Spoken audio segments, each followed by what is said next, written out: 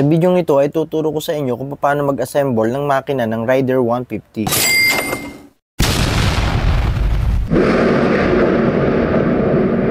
At dito, mas mainam gumamit tayo ng proper tools, gaya ng mga sumusunod: crankshaft puller, torque wrench, clutch hub holder, magneto holder, piston ring installer, valve spring compressor, at syempre mga socket wrench.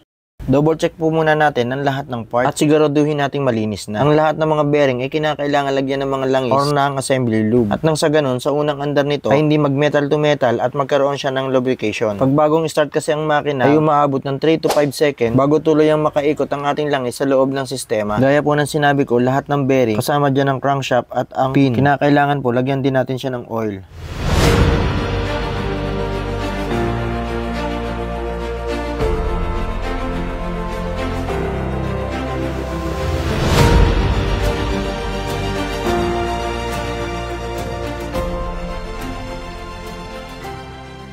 At dito, gagamit na tayo ng crankshaft puller. Sa ganitong paraan, hindi na natin siya kailangan initan at lalong hindi na natin kailangan paluin. Dahil ang ating crankshaft ay napakaselan, kinakailangan maipasok natin siya nang nasa align. At dahil kung mawala ito sa tamang balanse, ay magiging malakas ang vibration ng inyong makina. And then next, ikabit naman natin ay ang kickstart stopper. Ganito ang tamang pwesto nito. Ang maliit ay sa ilalim, at ang malaki naman ay sa taas. At lagyan natin ng thread lock para siguradong hindi siya luluwag. At pagkatapos nyan, higpitan natin ng 10 Nm gamit ang torque wrench. And then next naman natin is itong kickstart. Pasok natin yung washer and then yung spring. Make sure na pinapasok natin yung spring dito sa butas na to. And next, isunod naman natin is yung spacer nya. Sunod naman natin, lagyan natin ng assembly lube or oil at ikabit nyo na. At kapag nakabit na po ito, ilagay naman natin ang spring at ang gear. Make sure na yung gear na kinabit natin is nakatutok dito. Hindi pwedeng dito, hindi rin pwede dito. At dapat dito lang siya nakatutok. Yan, dapat po ay dyan. At dahil kung mali ang kabit nito, ay mapupuwersa ang spring at magiging sanhi ng pagsira nito. At pagkatapos ikutin natin ng pakaliwa hanggang sa pumasok po yung gear. Pero tatanggalin ko po muna ang kickstart assembly para mas madali nyo makita ang pagkakabit ng mga gears. At wag po natin kalilimutan lagyan ng assembly lube or ng oil ang ating mga bearings. At pagkatapos ay kabit na natin ang ating transmission assembly. Ganito po ang pwesto niyan at kailangan sabay po sila ipapasok. Dahan-dahanin nyo lang at siguraduhin nyo na nakashoot na doon sa kanyang bearing. At kapag nasalpak na, kabit naman natin ang mga gear shift ports. At itong dalawa na 52,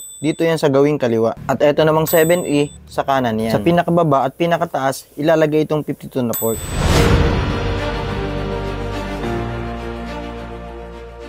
At ito namang 7E, dito yan sa gitna. And then, ang next natin is yung gear shift cam. Simple lang ang pagkakabit nito, isusuksok lang natin siya dito. Sa pinakababa at pinakataas nyo rin ipapasok itong dalawang port.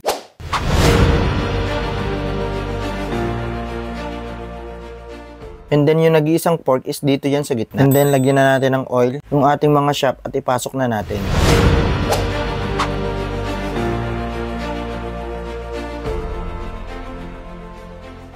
At ang next naman natin na ikakabit ay itong balancer. Kasunod naman nito ay ang balancer gear. At dito, wag po natin kalilimutan ang marking na ito.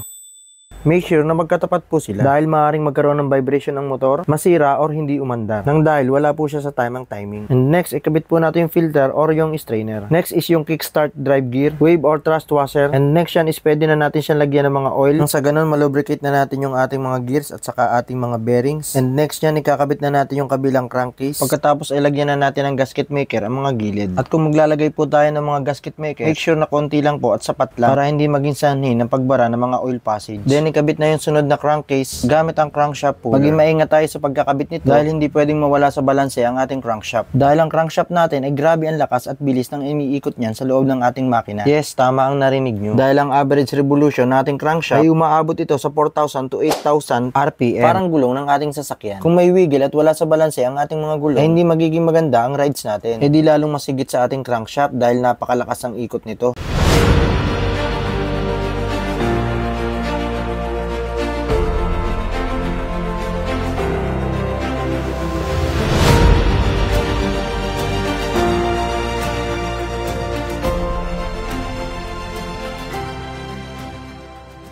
Ayon sa ating service manual, ang mga bolt sa ating engine, lalo na dito sa ating crankcase, ay kailangan higpitan ng 10 Nm. At dito ay kinakabit na natin ang ating gear switch indicator. At huwag natin kakalimutan yung kanyang o-ring. Siguraduhin natin na nakasalpak mabuti bago natin higpitan ang kanyang mga bolts. Next, itong ating sprocket space. Huwag kalilimutan na may guhit ay nasa ilalim. Next ay ang oil seal retainer. Huwag kakalimutan higpitan ito ng 10 Nm.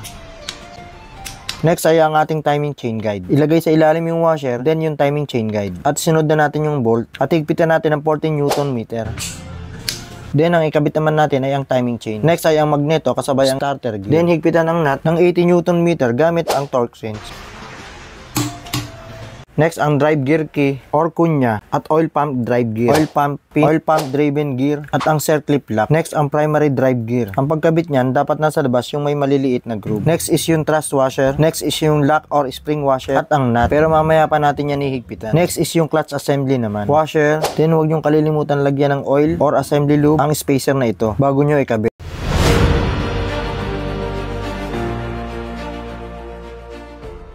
Next is yung thrust washer, clutch hub. Next is yung lock washer pero ipantay nyo doon sa clutch hub. Then ikabit na natin yung washer kasabay ng nut. At higpitan na natin ang nut gamit ang clutch holder at ang torque wrench. At ang binigay na value ng Suzuki para sa nut na yan ay 15 Newton meter. Next naman is ihigpitan naman yung primary gear nut 15 Newton meter din. Kung wala ka namang kasama na pwedeng magkontra ay pwede kang gumamit ng barya. Subok na namin ito at siguradong hindi masisira ang inyong gear dahil mas malambot ang barya kumpara sa ating mga gear. Next is 15 Newton meter din para sa ating balancer bolt.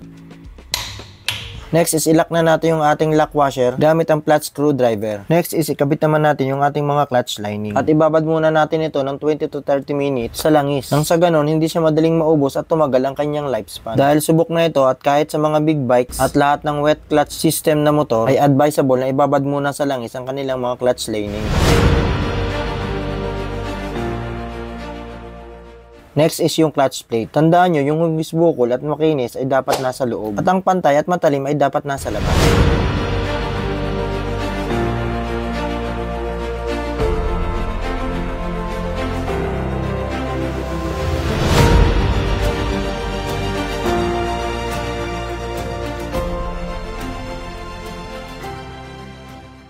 Palaging tatandaan na mauuna yung washer bago yung ating stick bearing. At nang sa ganun, hindi madaling masira itong ating plate. And then, ang next naman ito ay ang clutch spring naman ang susunod nating ikakabit. 5 piraso po yan. And next is kabitan naman natin siya ng bolt. At ang panghigpit po nito ay hindi masyadong sobra. At ang tamang higpit po nito ay 8 Newton meter lang.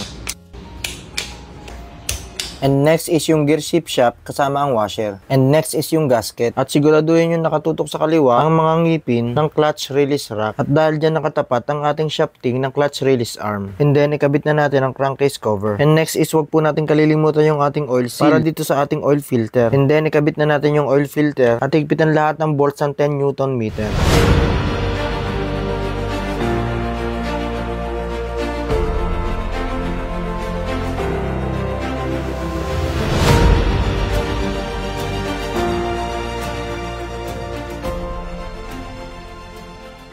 At pagkatapos nga po sa ating clutch side, ito naman po tayo sa magneto side. Huwag po natin kalilimutan itong strainer dahil ito po ang magsasala ng mga dumi. Ikabit naman natin yung starter reduction gear. Gaya ng dati, huwag natin kalilimutan i-lubricate ito. At ikabit na natin yung shafting at saka yung spacer niya. And next is yung magneto gasket dito sa ating crankcase left side. At pagkatapos niyan, ikabit natin ang ating crankcase cover or magneto cover. Higpitan din natin siya katulad ng kabilang crankcase ng 10 Newton meter.